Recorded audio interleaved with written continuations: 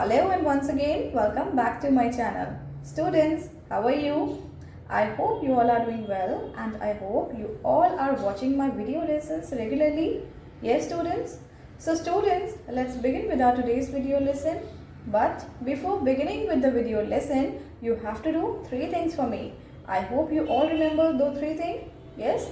You have to like the video, you have to subscribe to my channel so that you will not miss any further updates, and you have to share the video lessons with your friends and classmates. Alright, so let's get started. So students, in the recent video lecture, we have already understood the first three stanzas of the poem, right? So in today's video lesson, we will proceed further and we will try to understand stanza 4th, 5th and 6th of the poem. So without any delay, let's get started. So students, let's try to understand 4th stanza from the poem. Stanza 4th.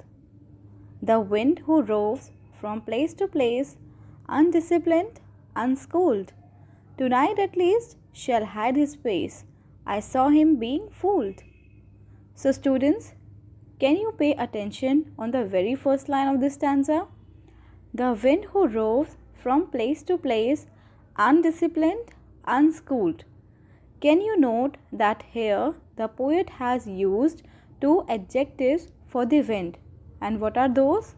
The poet has particularly used undisciplined and unschooled, these two adjectives. Students, do you know why he has used these adjectives for the wind? Because the wind cannot be controlled, right? You people are coming to school, you people are getting the right amount of education, so you are disciplined, right? You are obeying your elders, you are following all the instructions, but do you really think that wind is also following any kind of instruction? No, the wind is not, because nobody can control wind. So that is why the wind is undisciplined. Wind is not getting any formal education. That is why wind is unschooled. Isn't it? Do you really think wind is going to any school? No. So that is why the poet is saying, the wind who roves from place to place. Students, here you need to pay attention that the poet means to say that the wind is a rover. Isn't it? It keeps on moving from place to place. Right? Then the poet says, tonight at least shall hide his face. I saw him being fooled. So students, here, who is seeing the wind becoming fool? Yes, the poet has been noticing that wind has become fool and wind should hide his face. Now why he should hide the face? Because now he is talking about the action for which wind should be guilty. And what's that? We will understand these actions in these next two stanzas. Okay. He says, he rushed into a beggar's hut, the vagabonding scamp, to tamper with his clay lamp, but the beggar had no lamp. So students, can you note the first line? He rushed into a beggar's hut. Now the wind is moving into a beggar's hut. Where he is going now? Into a beggar's hut. The vagabonding scamp. Again this adjective has been used for the wind, as wind is a wanderer, wind is a rover. It keeps on moving from place to place. To tamper with his clay lamp, but the beggar had no lamp. Here students, the poet is trying to highlight the very important fact. Okay, he is talking about the strength of the wind. And he says, the wind is a rover. Okay, it keeps on moving from place to place. But now wind should hide his face. Okay, why it should hide his face? Because the wind has so much power that in his power he has so much pride in it. Okay, wind is full of confidence and now is trying to rush into a beggar's hut. Are you understanding this? Yes? So students, through these lines, the poet is trying to highlight the irony. Okay, he is talking about the life of poor person. That how can the wind affect the life of poor people when poor are already sufferers? They are the people who are already living in darkness. So the poor person is not having any lamp, they are not having any light. So wind cannot take away their light from them since they are living already in the darkness. Are you understanding? They are already living in darkness. So the poet has highlighted the dark reality of poor people. Okay. Then students, this last stanza is also very important because here you will notice that in these last stanzas, stanza 4th, stanza 5th and stanza 6th, in these three stanzas, the poet has talked about the negative qualities of wind. Okay, whereas you will find that in the first three stanzas of the poem, the poet has talked about the positive qualities of wind, that wind is powerful, wind is having strength, wind has its own freedom. So we should adapt these qualities from wind. But here in the last three stanzas, the poet is talking about the negative qualities of wind. That wind has become overconfident. Okay, it's full of pride now. And in its pride, the wind has become blind. Are you understanding? So let's try to understand this last stanza of the poem. Okay. Let's see this last stanza. Stanza 6th. A fool, you might extinguish then the very moon and sun, but not the lamps of beggar men, since most of them have none. Students, can you note here the poet has used a fool, this adjective for whom he has used? Yes, this adjective has been used for the wind. So here the poet specially want to say, "Oh wind, you are such a fool. How can you affect the life of poor person when you know that they're already affected? They're already sufferers. Can you note? A fool, you might extinguish then the very moon and sun." Here, the poet means to say that, "Oh wind, you are such a fool that if you try, you can end the life of the moon and sun, but not the life of beggar men." Why?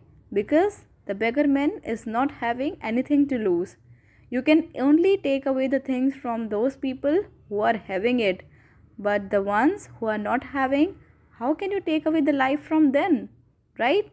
Since the poor man is not having anything to lose, you cannot take away anything from them, not even the light. But not the lamps of beggar men. Why not the lamps of beggar men? Because beggar man is not having any lamp. Okay, they are already living in darkness. Their life is already very critical.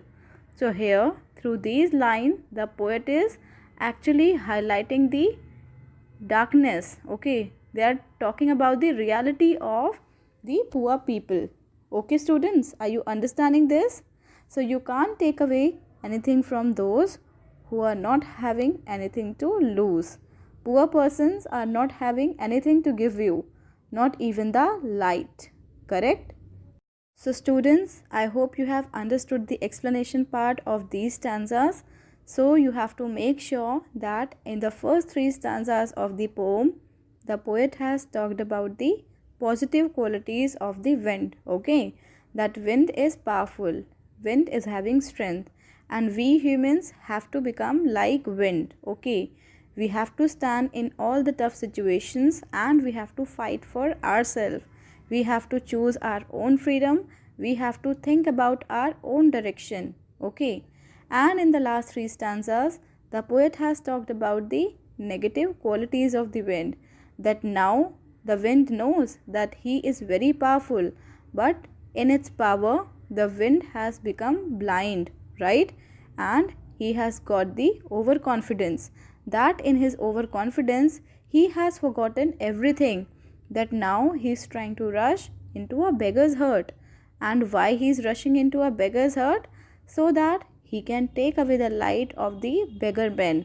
But oh poor wind, you have forgotten everything. You are such a fool that you have forgotten you are going to take something from that person who is not having even a bit to lose. Are you understanding? The wind cannot affect the poor person since the poor person is not having anything to lose. Right? So students, this is the harsh reality. So that is why the poet has used this stanza to highlight the darkness of these poor persons. Clear? Now let's quickly discuss the question answers.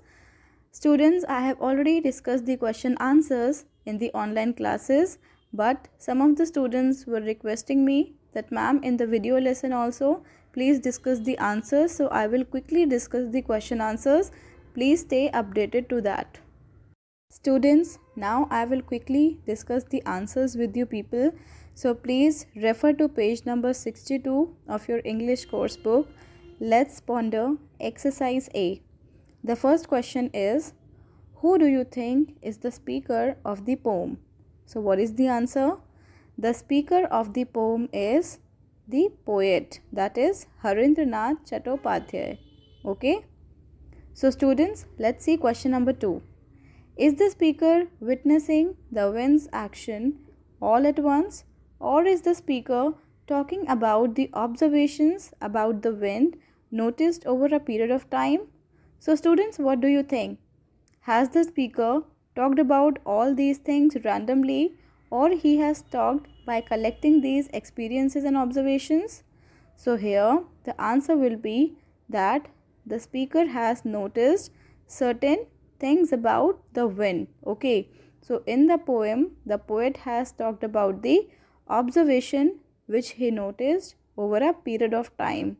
Okay, so it is the activity of past years. Okay, whatever he noticed, whatever he experienced, he combined that and then he has composed this poem. Clear? Now let's see the third question quickly. Does the speaker approve of the wind's action? Explain with reference to the poem.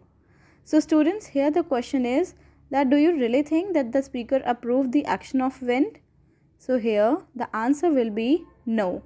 The speaker doesn't approve the action of wind, as the wind has tried to destroy the life of poor person, beggar man. Since the beggar man is not having anything to lose, so here the speaker doesn't approve the action of wind. Okay? Students, question number 3, question number 4 and appreciation questions I have already discussed in the online class. Okay? So you can take help from your friends as well, and if you face any problem, you can write in my comment box. There I will provide you the answers. Since I have discussed all these things, so I will suggest you can also discuss these things with your friends. And students, for better understanding, you have to read the poem by yourself and you have to practice for the pronunciation. And for your Viva test, you have to prepare this poem. Okay? So students, make sure that you understand the explanation of all the stanzas well. You should know the rhyming scheme. You should know the rhyming words. Okay? You should know all these things clearly and you have to prepare thoroughly for the Viva test. Okay? So students, that's it for today's class. I hope you have understood the content well. So now I'll meet you all in the next video lesson. Till then, you take care of yourselves and you keep on learning. And yes students, before going, make sure you hit the like button, you subscribe to my channel and you share my video lessons with your friends and classmates. Alright, bye-bye, take care.